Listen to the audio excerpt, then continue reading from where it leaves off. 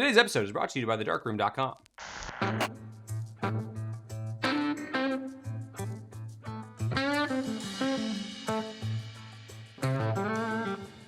This 2.8 is coming in handy for sure.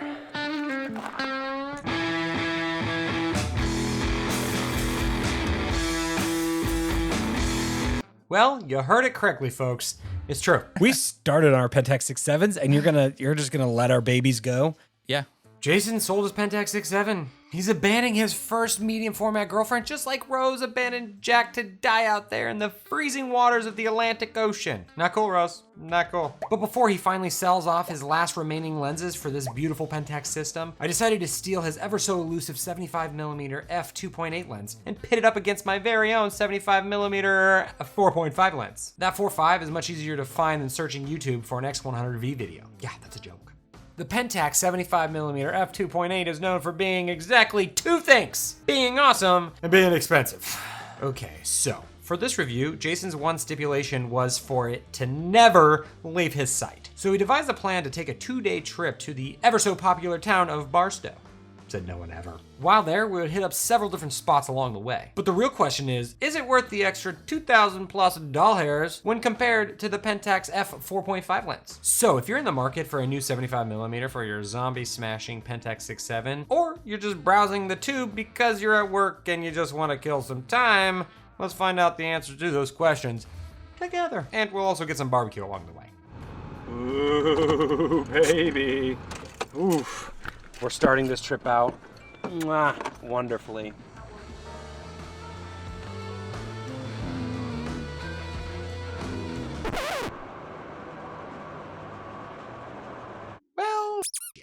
Well, the old Forerunner's starter doesn't want to cooperate with us, so we're gonna head back and figure out what we're gonna do from there.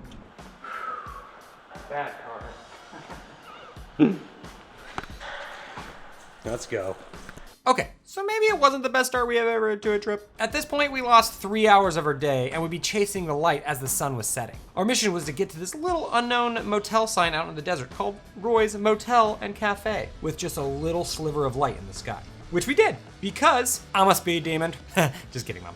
We just got to Roy's with barely any light, and we're still gonna shoot it, because that's what we do. We shoot.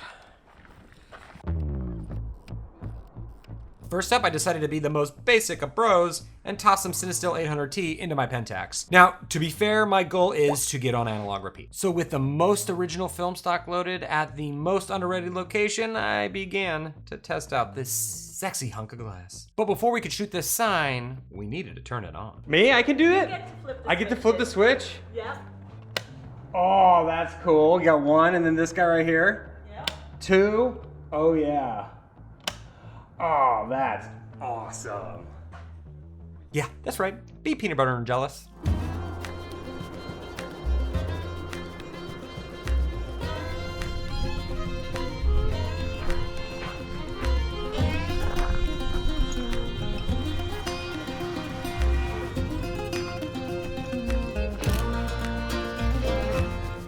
want to get some more of the darkness, so I might do a 1 second exposure.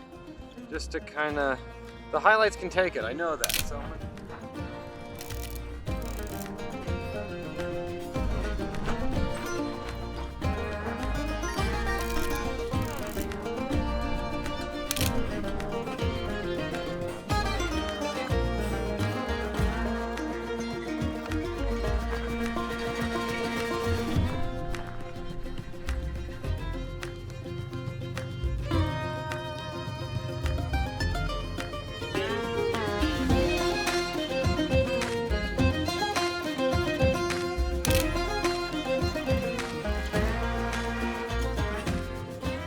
So far, I must say that this lens allows my viewfinder to be bright as ever, even brighter than the Roy sign. Okay, fine, I may be exaggerating, just...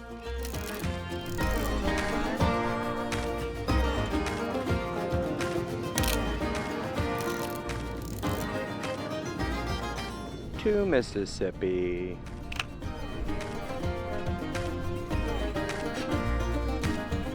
I turned that sign on.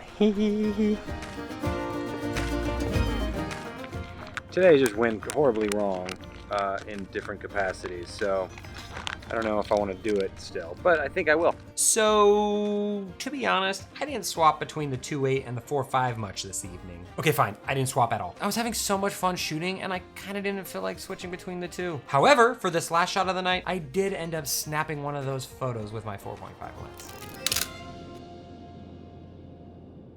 At this point, can I really tell the difference? No. No, not really, no. I just licked them clean. Oh yeah, that makes sense. That's something you do. Salty.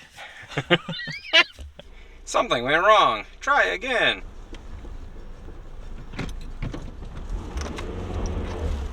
Burnout.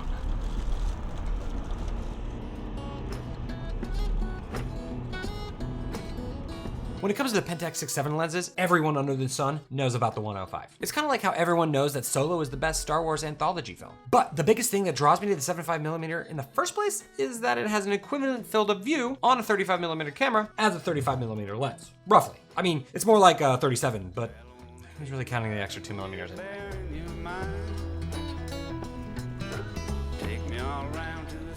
Maybe I should have checked my oil before we left. That's disgusting what you did in there. You should be ashamed. Do I need to eat this? Overall, I'm pretty pleased with these evening's adventures, even if I did play it safe with the film stock. So, let's drink!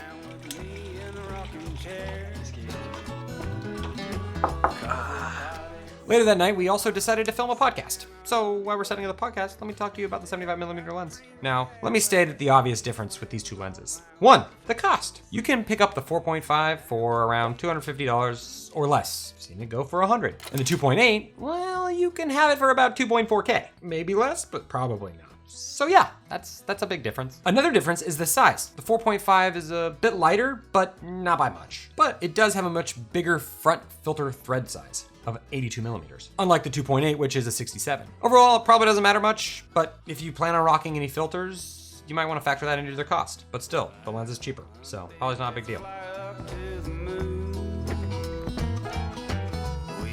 The next day, we both got an extremely late start due to the usual reasons. But today, I was determined to actually do my job and review these two lenses side by side. This morning, we would start out in Baker, but that's actually a different video, so go check that one out. It's about my Leica MDA.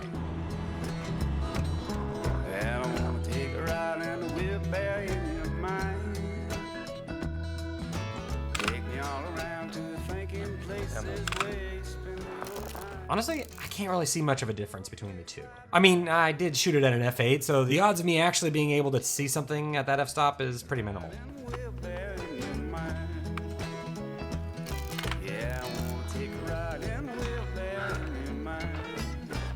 Yeah, again, not much.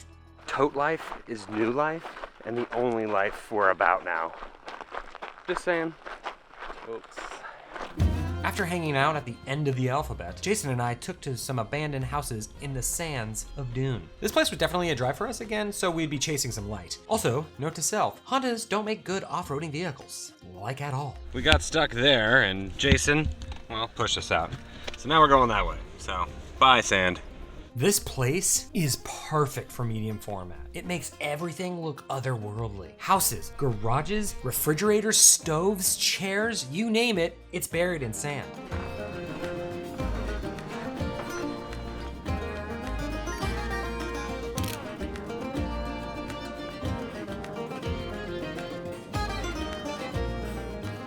Now, unfortunately, because the light was fading, getting a one-to-one comparison was flying out those broken windows. To be fair, they all haven't been exact matches anyways. I mean, check out this image of the chair.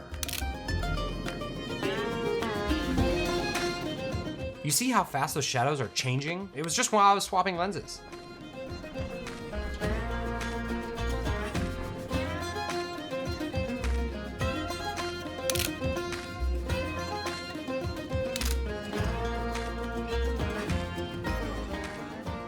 I absolutely love these two shots. Paired together, both the fridge and the washing machine are almost captured at the same height and the same angle, half buried. It's almost like I did it on purpose.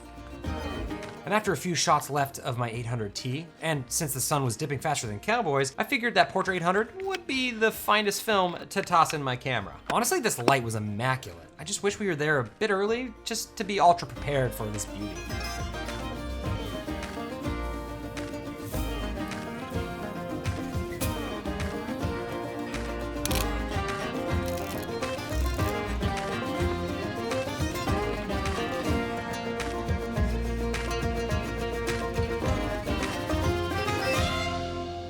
Wow.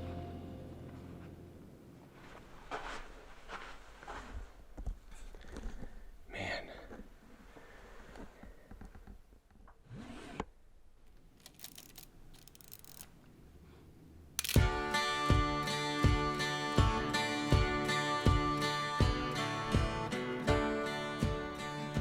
I must admit, swapping lenses when the sun was setting, not ideal. I felt like I was missing all sorts of shots.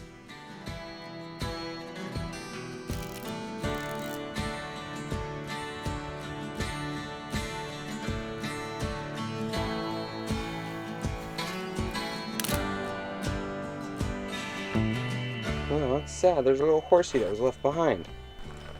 There we go.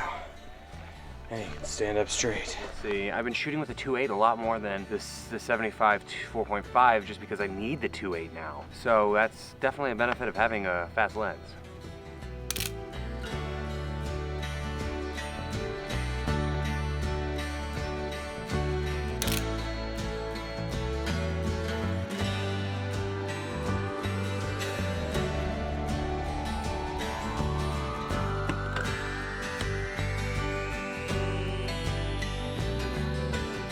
Now, we haven't really seen much of a difference in these two lenses yet. So here are the biggest differences that will definitely affect the performance of each lens. One, obviously being an f2.8 and the other being an f4.5. When wide open, you should definitely see a difference in the two performers. And secondly, the f2.8 lens is a much better performer as a portrait lens because of the minimum focus distance that it has. The f2.8 can focus as close as 1.35 feet, as where the f4.5 is a whopping 2.25 feet away. I don't take many portraits, but I know that 2.25 might not be ideal.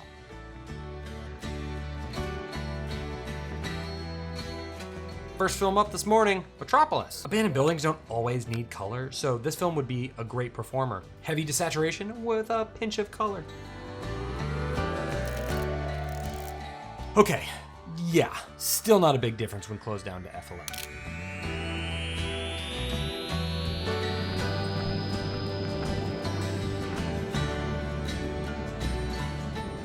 So 4.5 at 250. Cool. Let's do 500 at 2.8. Focus at the door. So this might be the first real shot all episode that really gives you a grand idea of the differences between these two lenses. Look at this beam in the background of the shot. The 2.8 is hella out of focus. I think it's gonna be cool. I think it's gonna be a good one. This shot sucks with a capital X, but at least it shows you something. Pinto beans.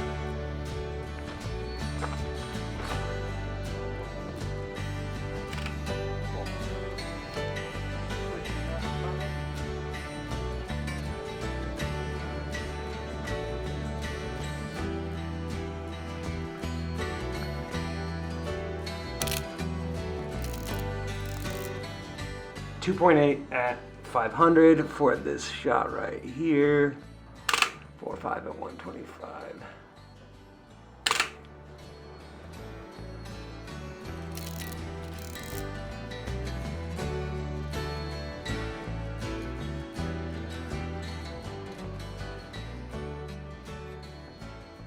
Yeah. Oh, hey, look, 366. Our favorite road. Now, I must say, the construction of these two lenses are quite different. Admittedly, the 4.5 definitely feels a bit cheaper, and the 2.8 feels more like a modern, well-built lens. But at that price point, it better be. And you know what? While it's at it, I should just go take out my garbage too. The 2.0 also feels a bit nicer to focus and use overall. But still, you go take out my trash. It's overfilling. After unleashing monumental shutter slaps in this location, we needed to make our way back home. But I wasn't quite done with my 75mm journey. However, the rest would have to be done in my home office. But before I show you some sexy charts, I wanted to tell you about the lab that I used to develop all the film in this video and today's sponsor, thedarkroom.com. The Darkroom is a traditional dip and dunk lab that develops E6, C41, and all black and white films in-house. After trips like this, the last thing that I really want to do is get into a car and drive to drop off some film somewhere. That's what makes thedarkroom.com so wonderful. Makes it easy to get your film developed, scanned, and even make prints, all from the comfort of your own home. No need to put any shoes on. They also offer a wide variety of print options, including black and white prints on Ilford silver gelatin paper, which all can be ordered at the same time you develop, or can be printed later from the uploaded scans. By the way, silver gelatin paper looks amazing. Honestly, ordering online is simple, fast, and they even provide prepaid shipping options for sending your film for development. So go check out thedarkroom.com or download the Darkroom app to get started. So when I got home, just a mere 3 hours later, I slapped in some Kodak Gold into my camera and I tested both lenses against my focusing chart. Why? Because I'm a nerd. But don't worry, I'll give you the Cliff Notes version. Both lenses are pretty damn sharp over the entire f-stop range. They both also have noticeable vignettes when wide open, but that's kind of how it always goes. And one stop down, it all disappears. Okay, so what have we really learned about these two lenses? As I see it, there are three main reasons to shell out the extra $2K for the 75 f2.8. 1, you need a fast 2.8 lens that the older f4.5 just won't give you. 2, you shoot portraits and you need a much better minimum focus distance than 2.25 feet. And 3, you just need to flex on all us peasants. All joking aside, if you don't really need those things, especially the last one, the 75 f4.5 is a total boss of a lens, and it performs flawlessly. I don't usually shoot a ton of portraits, so I don't think the 2.8 needs to find its way into my Pentax kit. Sure, it'd be nice for abandoned low-lit places, but that's what Flash is for. Overall, you really can't go wrong with either of these lenses. They both take pretty bomb bangers, but it's all really about price. Well, I hope this makes you feel confident in any decision that you make in life. I guess it doesn't even have to be about lenses. It could be about anything. I don't know. Okay. Well, bye!